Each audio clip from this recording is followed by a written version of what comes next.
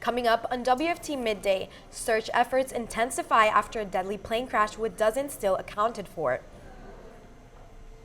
And the president facing backlash after his controversial comments blaming diversity and inclusion initiatives for the crash. And peace moves between Israel and Hamas continue as the plans to release more hostages this weekend. An American is among those to be freed. WFT Midday starts now.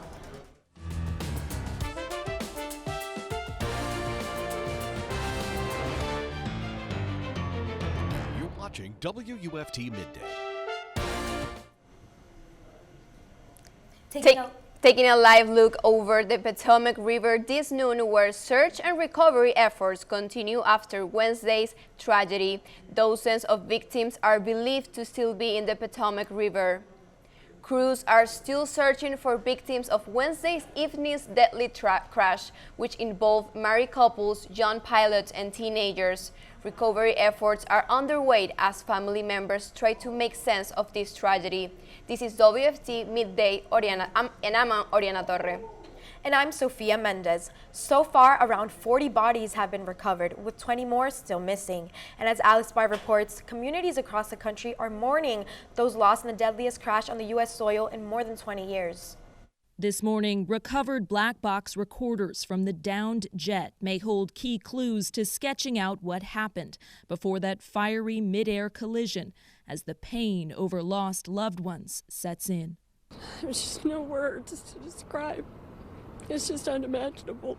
All 64 on board the American Airlines regional passenger jet, 3 on the Army Black Hawk helicopter, are presumed dead. We don't believe there are any survivors. While the investigation ramps up, NBC News has learned a preliminary FAA report notes staffing in the air traffic control tower was not normal at the time of the crash, with one controller handling both planes and helicopters, though that is considered acceptable by FAA standards. Audio shows a controller asking the helicopter pilot if he sees the plane, telling him to pass behind it. The response from the chopper is garbled. Sources tell NBC News investigators are also looking into whether the helicopter was flying above its designated altitude. As part of any investigation, we look at the human, the machine, and the environment. The human lives lost are coming into clearer focus, including a devastating hit to the U.S. figure skating community. Talented young athletes returning from a premier training camp with their parents and coaches. Among them, 2 Russian world champion skaters. Ross Lancel's ex-wife was a skating coach on board. It's tough, they're gone. That's what kills me, it's these kids. Now the search for answers that can never reverse what happened in the skies above the nation's capital. In Arlington, Virginia, Alice Barr, NBC News. The Wichita City Council held a vigil Wednesday night to remember and honor the victims of the week's mid-air collisions. The crash involved the American Airlines, which had just departed from Wichita Dwight D. Eisenhower National Airport. Many in the Wichita area, including several from Oklahoma, fly out of that airport as it's about an hour drive from where the skaters practice and compete. At the vigil, community leaders, including religious figures, spoke out to honor the victims, offering prayers and support those affected. Among the passengers on the flight were elite figure skaters returning from a training camp in Wichita. On Thursday, President Donald Trump blamed the Federal Aviation Administration's diversity push for the deadly plane collision near Washington, D.C. that killed 67 people. He didn't provide any evidence linking efforts to hire more minorities to the crash. Shortly after, Trump also pointed fingers at the pilots of the Army helicopter involved. However, when pressed, he admitted that the investigation was still in its early stages. Connecticut Senator Chris Murphy has since responded to Trump's comments, saying this is not the time to bring up race when it comes to a national tragedy. Listen, it was disgusting. Disgusting because, diversity is the polite way to talk about his complaint. What he is saying is that the only people who are competent to run anything in this country are white men. Several other lawmakers echoed Senator Murphy's response, including the former Transportation Secretary under President Biden. Pete Buttigieg boasts on X that there had been no accidents of this magnitude while under his watch for the last 4 years. A conservative appeals court made a significant ruling Thursday, declaring that the long-standing federal ban on handgun sales to people between the ages of 18 and 20 violates the Second Amendment. The decision overturned gun control laws that have been in place since 1968, citing a 2022 Supreme Court opinion by Justice Clarence Thomas that expanded gun rights. This ruling could potentially pave the way for the challenges to other gun safety laws across the country. For now, the immediate nationwide impact of the ruling is still unclear. It was a chilly and foggy start to our morning, but things could quickly warm up and will look to stay that way. Let's get right over to UF forecaster Nicole Borman live in the weather studio with the beautiful weekend it's shaping up to be. That's right, guys. Temperatures are going to be getting a bit warmer, and we're seeing a bit more of those cloudy skies and those clearer skies. Those cloudy skies are actually over here. You can see a few of those clouds over on the stadium, but temperatures are still staying pretty warm. We're seeing it in the mid to upper 70s with only those slight gusts. Well, with the rest of the state, we're seeing those mid to upper 70s all over. We're seeing 75 in Gainesville, 77 in Ocala, and 73 in the Villages. But throughout the rest of the day, we could be seeing a slight dip in that temperature. We're seeing it peak at that 81 and then continuing to go down into those upper 60s, giving us a bit of a nice cooler afternoon. Throughout the rest of this, we're going to be telling you more about this warm and breezy afternoon, the possibility of some drizzles, and how this warmth is here to stay. The group representing the families of Israeli hostages confirmed Friday that 3 more captives, including a U.S.-Israeli dual national, are expected to be handed over by Hamas Saturday. One of them is Keith Siegel, 65, originally from North Carolina, who moved to Israel 40 years ago and was captured during Hamas's October 7th attack. The wife and daughter of American-Israeli hostage Keith Siegel embraced upon news of his name on the list of hostages due to be released Saturday. Siegel's wife, Aviva Siegel, was also taken during the attack, but she was released under a brief November 2023 ceasefire and prisoner swap agreement between Israel and Hamas. Siegel said there were moments as Hamas militants forced her and her husband through tunnels under the Gaza Strip that they felt sure we were going to die. There is growing outrage in Putnam County after reports that a historic cemetery dating back to the 1800s has been cleared, with headstones now missing. The Braddock Mason Denver Cemetery in Crescent City has been around for over a century, but it was recently cleared of trees by its new owner, who plans to build a home on the site. Now, several locals who were planning to clean up the cemetery says headstones have been moved and are being offered for sale. The situation has sparked concern and frustration in the community. A discrimination lawsuit against the Alachua County Sheriff's Office will go trial on Monday, with the entire week reserved if needed. The lawsuit stated under former Sheriff Clovis Watson Jr., but then continued under former Sheriff Emery Gainey and current Sheriff Chad Scott as the new head of the ACSO. All 3 sheriffs are on the witness list for the upcoming trial. After a brief pause due to confusion with the President Trump's federal freeze memo earlier this week, the point-in-time count continued Thursday. The census assesses the needs of the unhoused population in Alachua County, but a freeze on federal grants threatens the count and other various programs. Though the memo has since been rescinded, service providers are remaining vigilant. Jacob Turner, Vice President of Programs for the Task Force for Ending Homelessness, says a freeze will have devastating effects on the community. We know that the impact would just be deadly on folks in our community, and so we're hoping that that's not the case. Homeless service providers are determined to continue their care. The North Central Florida Continuum of Care has written to Representative Kat Kamak asking for help to protect the grants. Though she has yet to respond, the group is hopeful she will help to address the needs of the community. The U.S. healthcare system is struggling to fill important roles like registered nurses, and that's why schools like the College of Central Florida in Ocala is pouring in millions of dollars into their program to help get industry back up again. Measuring in at just over 42,000 square feet, the facility features 6 classrooms, 6 simulation rooms, 3 skills labs, and 1 testing lab. We have completely transformed our workforce education programs, and particularly in our health sciences. The American Association of Colleges of Nursing reports after the COVID-19 pandemic, the industry saw a significant drop in nurses after they reported feeling burnt out. Hospitals were understaffed and 52% of them considered leaving their positions.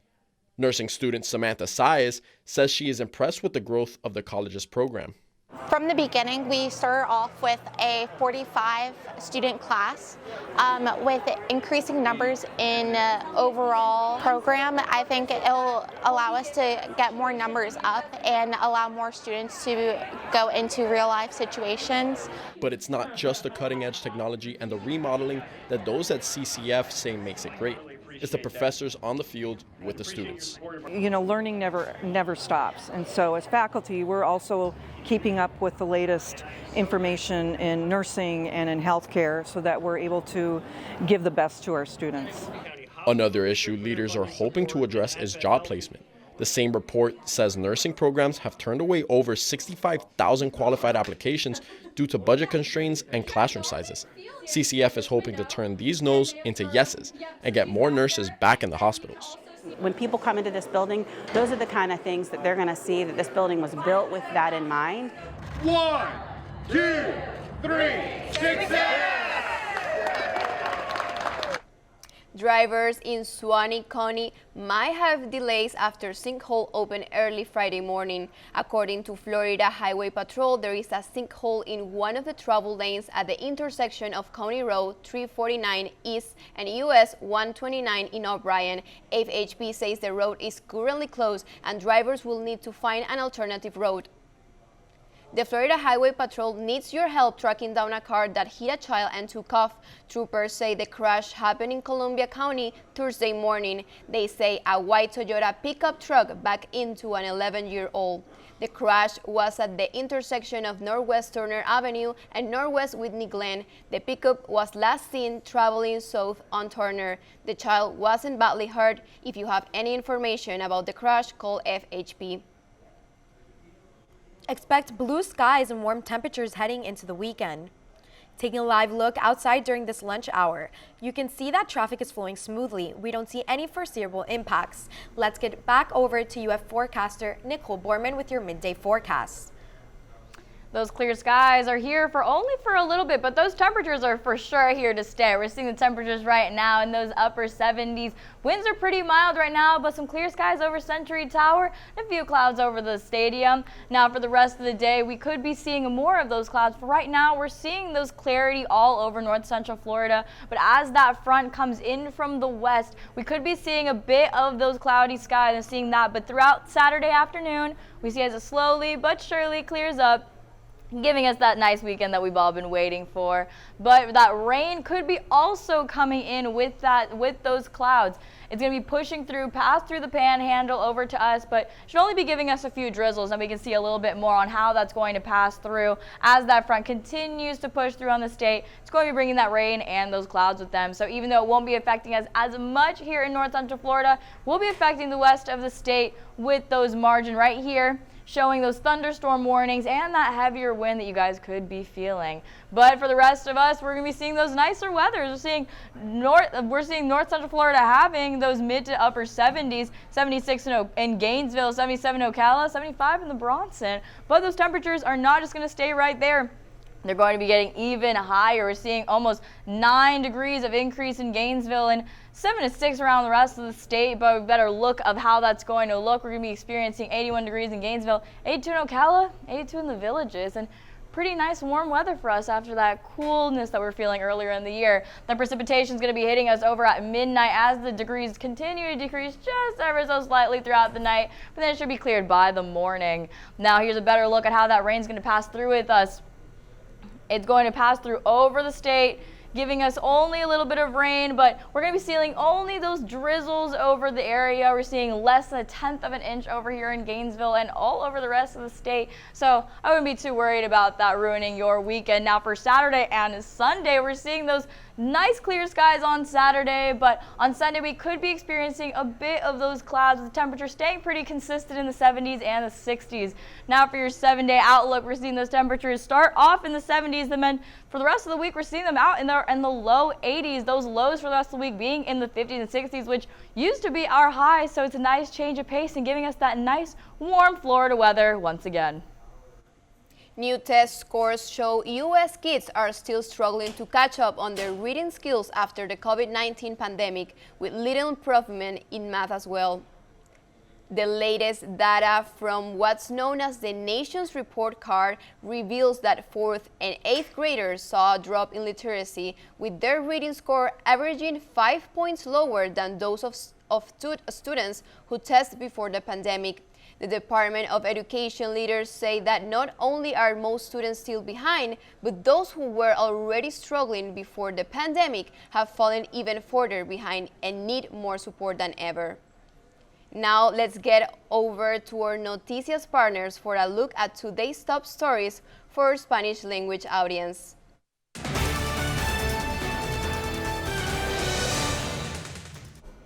Hola, soy Gabriela Valdes con tus noticias en 90 segundos. Accidente aéreo entre un helicóptero de la Armada y un vuelo de American Airlines no tuvo sobrevivientes. El Departamento de Transporte confirmó que no hay sobrevivientes en la tragedia ocurrida en el Aeropuerto Nacional Ronald Reagan. 67 personas fallecieron en el accidente, incluyendo 2 entrenadores de patinaje artístico, otros patinadores y sus familias, 7 cazadores, 2 ciudadanos de China y un miembro de la Policía Nacional de Filipinas. La causa del accidente está bajo investigación. Senadores critican a 3 de los miembros del gabinete del presidente Donald Trump elegidos durante sus audiencias de confirmación. El primero de ellos, Robert F. Kennedy Jr., quien es nominado como secretario de Servicios Humanos, se enfrenta con conflictos por sus opiniones antivacunas. Igual, Tulsi Gabbard, la elegida por Trump para ser directora de Inteligencia Nacional, fue cuestionada por sus comentarios de simpatía hacia Rusia y oposición a un programa de vigilancia crítico. Finalmente, el nominado para dirigir el FBI, Kash Patel, se encontró con desconfianza sobre su lealtad al presidente y declaró su deseo de reformar la oficina. El presidente Trump promete aumentar tarifas a México y Canadá al 25%. Esta decisión tiene la habilidad de afectar casi 1.6 trillones de dólares en el comercio anual. Trump ha establecido como fecha límite ese sábado 1 de febrero para imponer la tarifa de aumento, la cual ha sido creada para que México y Canadá tomen acción de detener el flujo de inmigrantes ilegales en las fronteras. La presidenta de México, Claudia Sheinbaum, dice que espera la decisión de los Estados Unidos con una cabeza fría. Esas fueron tus noticias en 90 segundos. Gracias por sintonizarnos. Now let's get over to WFT First at 5 anchor Mar Roaches with a look at what's coming up on First at 5 on Channel 5. Coming up on WUFT's First at 5, a homeowner's foreclosure and a Florida Board of Governors meeting. More on Florida Board of Governors meeting, where billions of dollars are involved in sports funding flexibility for Florida universities. And how the city of Gainesville is celebrating Black History Month. All that and more at 5. Before we go, one last check on the weather. That's right, guys. We're going to be having those sunny skies for the next few days. Look at that. Those warmer weather is finally picking up. We're seeing our temperatures for Saturday and Sunday staying pretty consistent in the 70s, lows in the 50s, so nothing too crazy. But for the rest of the week, we're going to be seeing those 80s right now in the 80 degrees all over throughout the week. We're seeing less clouds, maybe some more sunshine next Friday. But for right now, I think those clouds could be a little bit nicer with the warm weather, you know. Pretty drastic change from last week, so maybe we're going to need that coverage for a little bit. Our lows being in the 60s and upper 50s. Very consistent to what we're used to our highs being, so the change in pace can be really nice for us Florida residents here. Thanks for joining us for WFT Midday. We're back here tomorrow for another edition. We will see you later today for First at 5 on Channel 5. Have a great afternoon.